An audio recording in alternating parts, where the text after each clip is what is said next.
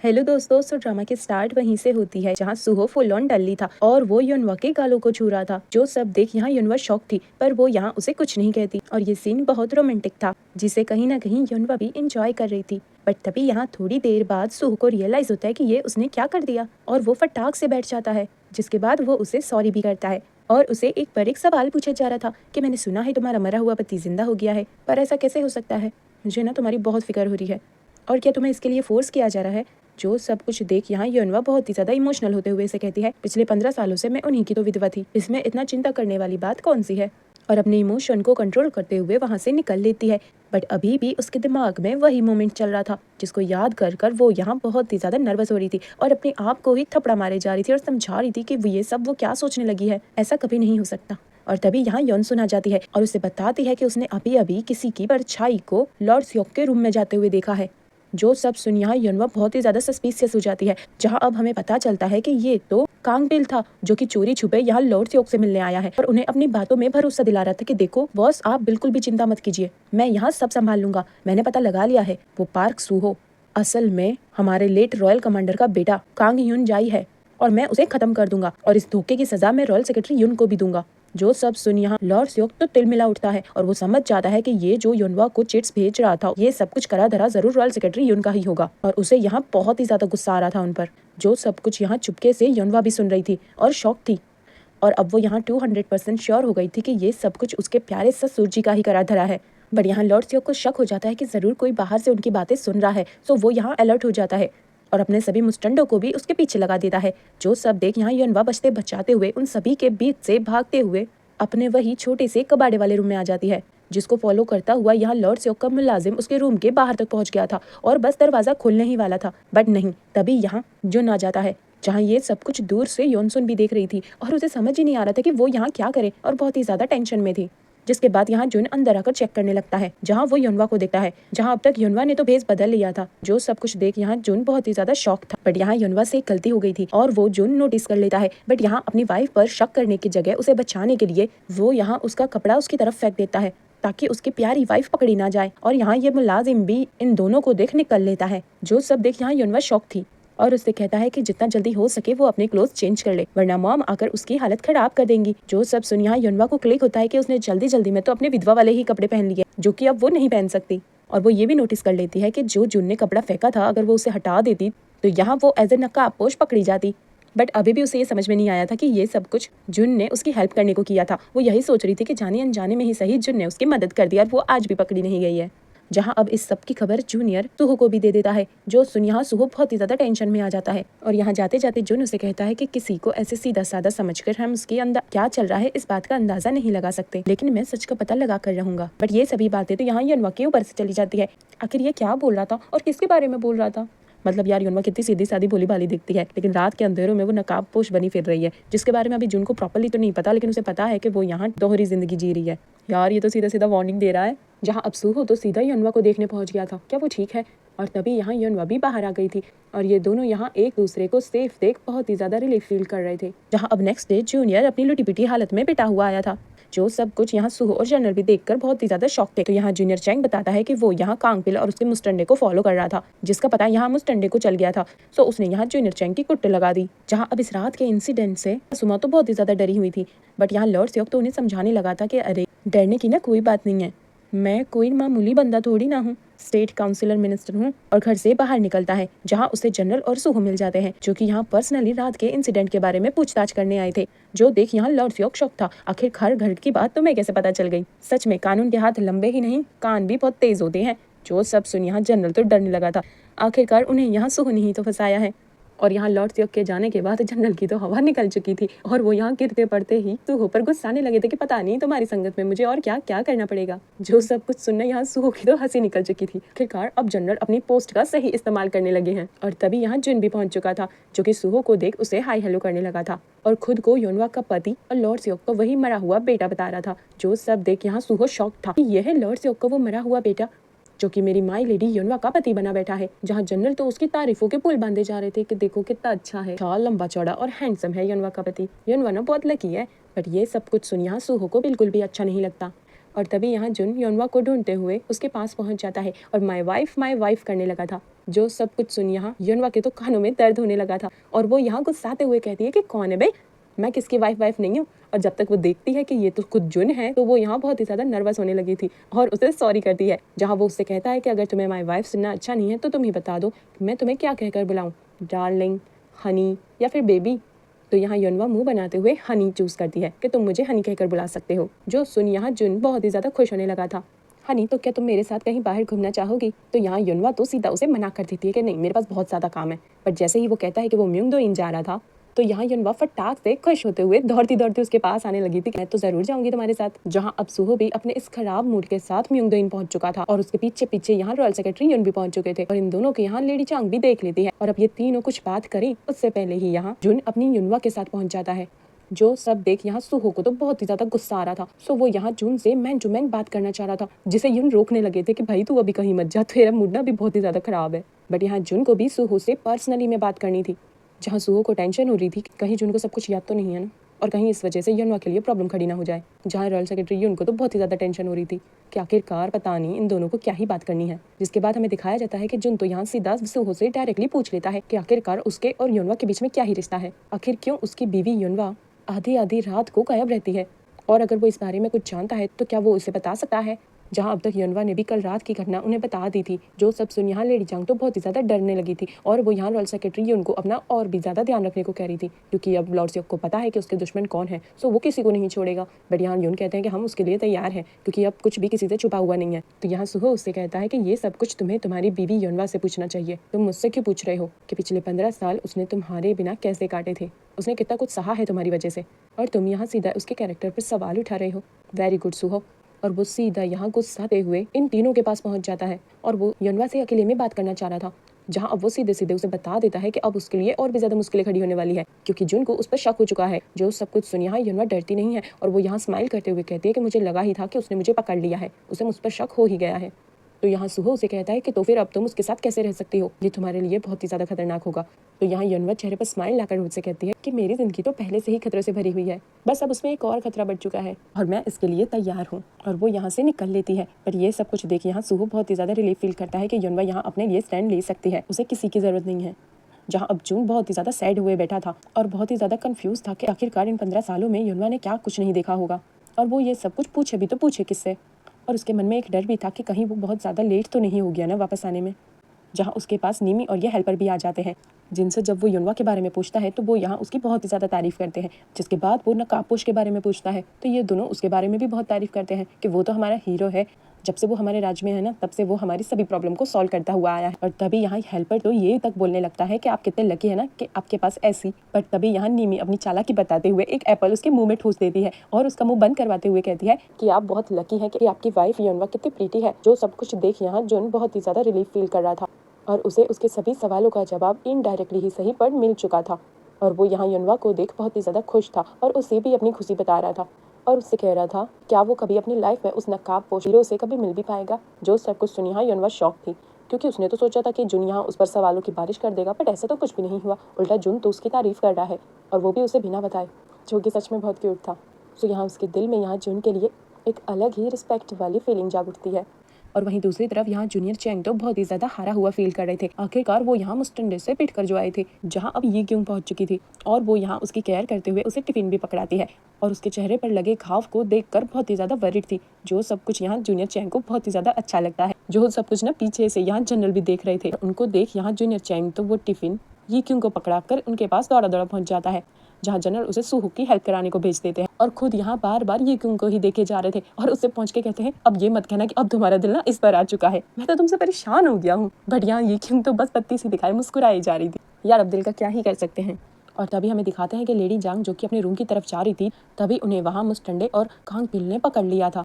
यार अब लेडी जांग का क्या होगा। और वहीं यौन सुन युनवा से पूछ रही थी माय लेडी आप आज रात मत जाइए, जुन को आप पर पूरा शक हो चुका है, कहीं आप पकड़ी ना जाएं। तो यहाँ युनवा कहती है कि नहीं आज ऐसा कुछ नहीं होने वाला है क्योंकि आज तो वो उसका बंदोबस्त करके जा रही है। जो सुन यहाँ युनसुन शौक थी, आखिर ऐसा भी क्या कर दिया है आपने। तो यहाँ युनवा उसे बताती है कि कैसे आज जुन उसे बार बार कुछ ना कुछ खाने को मंगवाए जा रहा था और इसी में यहाँ युनवा ने खाने में नींद की दवाइयाँ मिलाकर उसे दे दी थी। तो उसे लगता है कि अब वो खा पी के टुन हो रखा होगा। वैसे क्या लगता है, ये युनवा का प्लान था उसे ट्यून करने का, या फिर जुन खुद ही यहाँ ट्यून होने को बैठा हुआ था, मतलब नाटक कर रहा था।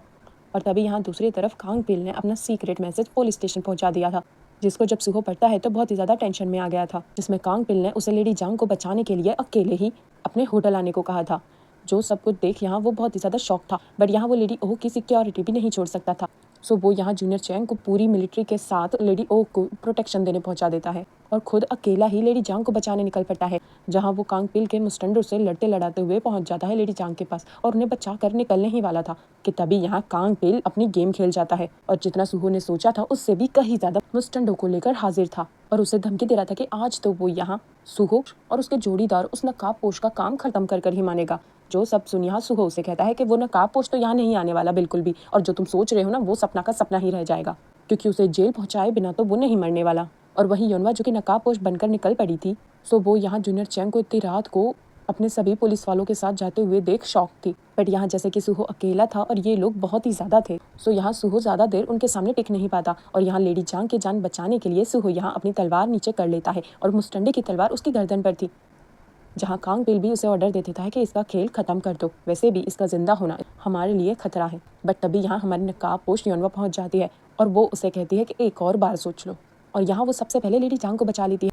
बट सुहो अभी भी उनके कब्जे में था, जो देख यहाँ वो भी सरेंडर करने लगी और ये सब कुछ देख कांग पिल बहुत ही ज्यादा खुश हो रहा था। आज एक के साथ वो अपने दोनों दुश्मनों को खत्म कर देगा। बट तभी यहाँ सुहो उसे ये सब करने से मना कर रहा था और उसे याद करने को कह रहा था कि हमारी फर्स्ट मीटिंग में तुमने क्या किया।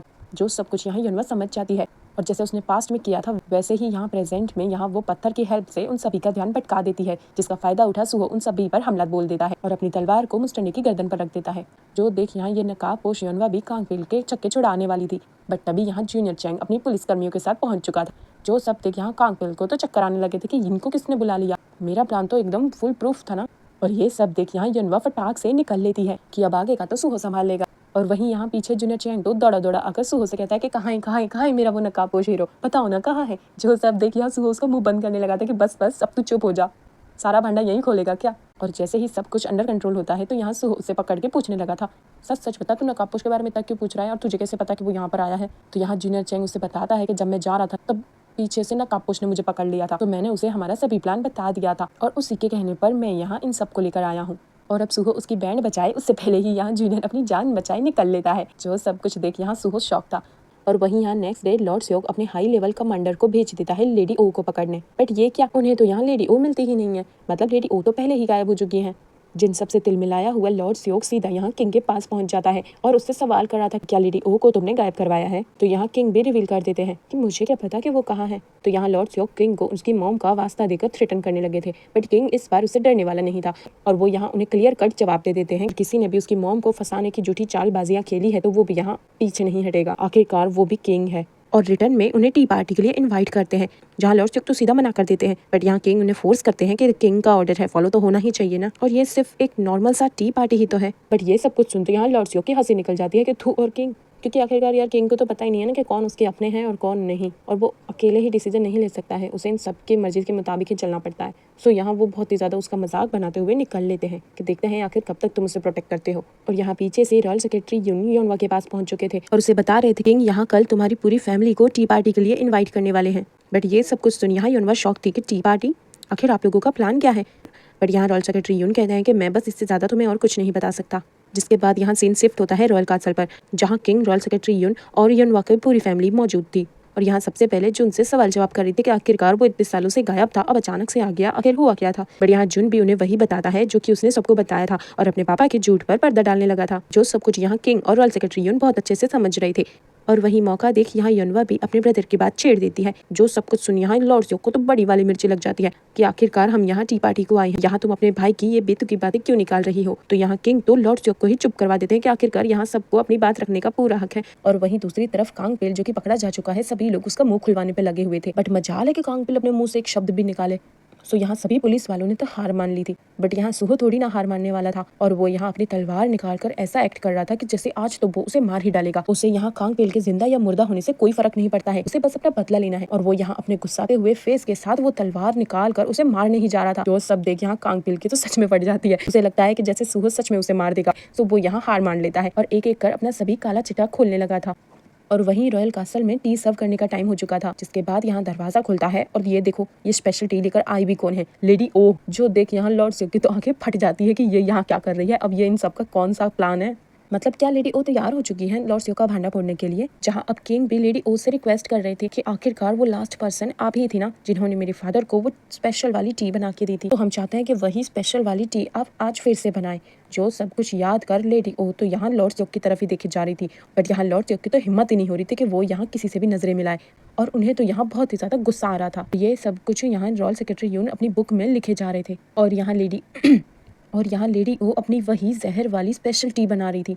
जो सब कुछ देख यहाँ युनवा शॉक थी, आखिरकार किंग का प्लान क्या है, जहाँ हमें दिखाया जाता है कि आखिरकार 15 साल पहले उस रात क्या हुआ था, कैसे लेडी ओ ने अपनी चालाकी से किंग को वो जहर वाली टी सर्व की थी और उससे पीते ही यहाँ किंग की मौत हो चुकी थी। वहीं यहाँ सुहो भागा भागा घबराता हुआ किंग के इस रॉयल कासल तक पहुंच चुका था। न जाने कांग पिल ने ऐसा उसे क्या बता दिया जिसके बाद वो यहाँ दौड़ा दौड़ा आया है, बट जैसे कि ये किंग और रॉयल सेक्रेटरी यून का प्लान है तो वो इस बीच उनसे मिलने नहीं जा सकता था और गार्ड्स उसे वहीं बाहर ही रोक लेते हैं, जहाँ अब तक लेडी ओ ने टी बनाकर किंग को सर्व कर दी थी। और किंग यहाँ बार बार लॉर्ड स्योक से पूछे जा रहे थे कि आपको कुछ याद आ रहा है उस दिन और क्या हुआ था, क्या आपको कुछ कहना है, बट यहाँ मजाल है कि लॉर्ड स्योक अपने मुंह से कुछ बोल दे और अपना गुनाह कबूल कर ले। नहीं, वो तो अभी भी अपनी बात पे टिके रहते हैं कि मुझे कुछ याद नहीं है, ये सब क्या हो रहा है। तो यहाँ किंग को बहुत ही ज्यादा गुस्सा आ रहा था और वो यहाँ अपनी इस जहर वाली टी को उसके बेटे जुन को सर्व कर देते हैं। तो मुझे लगता है कि ये इन दोनों का प्लान था कि शायद अपने बेटे को बचाने के लिए ही सही यहाँ लॉर्ड स्योक अपना गुनाह कबूल कर लेगा, क्योंकि लेडी ओ तो अभी भी उसके खिलाफ एक शब्द नहीं बोलना चाहती और सभी की नजरें यहाँ लॉर्ड स्योक पर ही टिकी हुई थी। जहाँ ये सब कुछ जुन और सासुमा को बहुत ही ज्यादा ऑकवर्ड लग रहा था कि आखिरकार यहाँ चल क्या रहा है, बट युनवा को ये सब कुछ देख बहुत ही ज्यादा टेंशन हो रही थी और इन सभी बातों से बेखबर जुन यहाँ उस टी को ट्राई करने लगा था, जिसे युनवा ऐसे ही बैठे बैठे देख नहीं सकती थी। सो वो यहाँ उसे रोकती है और कहती है कि मैं खुद इस टी को ट्राई करती हूँ, बट रॉयल सेक्रेटरी युन और किंग उसे रोकते हैं कि ये टी जुन को सर्व की गई है तो जुन ही पिएगा। और यहाँ अगेन किंग लॉर्ड स्योक से पूछ रहे थे कि क्या आपको अभी भी कुछ कहना है, तो यहाँ लॉर्ड स्योक अभी भी कुछ नहीं कहते। जो सब कुछ सुन यहाँ लेडी ओ को तो बहुत ही बड़ा वाला झटका लगता है, आखिरकार एक फादर होते हुए वो अपने बेटे को ऐसे कैसे मरने दे सकता है। और यहाँ जुन उस टी को बस पीने ही वाला था। जो सब देख यहाँ खुद किंग उसे रोक देते हैं। जो सब देख यहाँ सभी लोग बहुत ही ज्यादा शॉक थे और यहाँ युनवा रिलीफ फील करती है कि आखिरकार ये सब कुछ यहाँ खत्म हुआ, बट वो बहुत ही ज्यादा टेंस भी हो गई थी कि अब क्या करेंगे हम। जहाँ किंग भी बहुत ही ज्यादा सैड होने लगे थे कि आखिरकार ये पैंतरा भी लॉर्ड स्योक पर काम नहीं किया, बट ये सब कुछ देख यहाँ लेडी ओ तो बहुत ही ज्यादा टूट चुकी थी। आखिरकार लॉर्ड स्योक और कितना गिरेंगे, और वो यहाँ एक एक कर उनके सभी गुनाह का पर्दाफाश करने लगी थी। जो सब देख यहाँ लॉर्ड स्योक बहुत ही ज्यादा गुस्साने लगता है और वो यहाँ बार बार गार्ड्स को बुलाई जा रहा था ताकि लेडी ओ अपनी बात खत्म ही ना कर पाए। हाँ, ये देख सासुमा तो बहुत ही ज्यादा डर गई थी और वो जुन के हाथों से वो प्याला लेकर प्लेट में रख देती है और जुन भी इस सबसे बहुत ही ज्यादा डर गया था और समझने की कोशिश कर रहा था कि आखिरकार यहाँ चल क्या रहा था। जो सब देख यहाँ लेडी ओ का तो माथा ही घूम जाता है और वो यहाँ सीधा जुन का जहर वाला टी लेकर खुद पीने लगी थी, जिसे सभी लोग रोक रहे थे। आखिरकार उनकी जिंदगी बहुत कीमती है उनके लिए, बट उससे पहले ही ये जहर वाली टी अपना काम कर चुकी थी और लेडी ओ की जान धीरे धीरे जाने लगी थी, जिसे युनवा आकर संभालती है और डॉक्टर को बुलाई जा रही थी। जो सब देख यहाँ लेडी ओ को रिग्रेट होने लगता है कि आखिरकार उसने युनवा की हेल्प क्यों नहीं की, और वो यहाँ उसे एक सच बताती है कि तुम्हारा बड़ा भाई अब कभी लौट कर नहीं आएगा, वो तो पहले ही मर चुका है और ये सब कुछ लॉर्ड स्योक ने किया है। जो सब सुन यहाँ युनवा बहुत ही ज्यादा टूट जाती है और उसके तो यहाँ आंसू रुकने का नाम ही नहीं ले रहे थे और बस ये कहकर वो मर जाती है। जो सब देख यहाँ लॉर्ड स्योक तो बहुत ज़्यादा खुश हो रहा था कि चलो मर गई, मतलब अब ये फाइनल कोर्ट में गवाही भी नहीं दे पाएगी और बिना सबूत के ये लोग कुछ साबित भी नहीं कर पाएंगे, और ये सब कुछ सोच कर खुश होने लगा था। सो अब आगे क्या होगा, युनवा क्या करेगी, इससे पहले हम जानते हैं कि स्पेशल एपिसोड में क्या है, जहाँ हमें बताया जाता है कि नकाबपोश युनवा जब लेडी जांग को बचाकर पुलिस को देख भागने लगी तभी यहाँ सुहो उसे फॉलो करने लगा था और वो यहाँ उसे फाइनली अपनी दिल की बात बता देता है कि जब सब कुछ ठीक हो जाएगा तो क्या वो अपनी पूरी जिंदगी उसके साथ बिताएगी, क्या युनवा उसे एक मौका दे सकती है। बट ये सब कुछ सुन यहाँ युनवा बहुत ही ज्यादा शॉक थी, जिसका अभी तो युनवा कोई जवाब नहीं देती। सो यहाँ अगेन सुहो उसे कहता है कि अच्छे से सोच लो, कोई जल्दी नहीं है मुझे। बस यही हमारा सेकंड लास्ट एपिसोड खत्म होता है। सो क्या लगता है युनवा क्या जवाब देगी, और आप लोग क्या चाहते हैं कि युनवा सुहो के साथ रहे या फिर जुन के साथ, मुझे कमेंट कर बताइएगा। सो अब आगे क्या होगा ये देखेंगे नेक्स्ट एपिसोड में। तब तक के लिए मेरी वीडियोस को लाइक, कमेंट और शेयर जरूर कर देना और सब्सक्राइब करना तो मस्ट है। Thanks for watching.